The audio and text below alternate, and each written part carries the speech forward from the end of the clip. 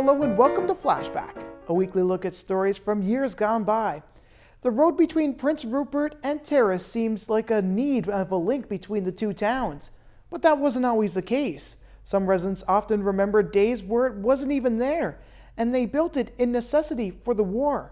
Looking back into our archives in 1994, residents remember the days past when we celebrated its 50th anniversary.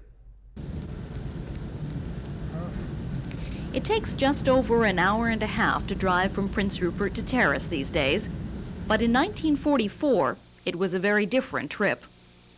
The road was brand new, built by the government for war purposes. The armed forces wanted an alternate route to the port of Prince Rupert in case something happened to the railway. What if the Japanese fly over and drop a bomb on one of our bridges? They'd be completely out of luck, you see. They'd maybe take, I don't know how long to rebuild the bridge. So meanwhile, their equipment would be all backed up on the railway and no way of delivering it. So they decided that they better build a highway. It was a massive construction job, squeezing the road onto a narrow shelf of land along the Skeena River right beside the railway tracks.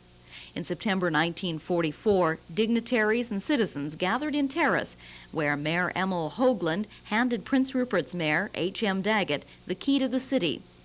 And MP Olaf Hansen cut the ribbon.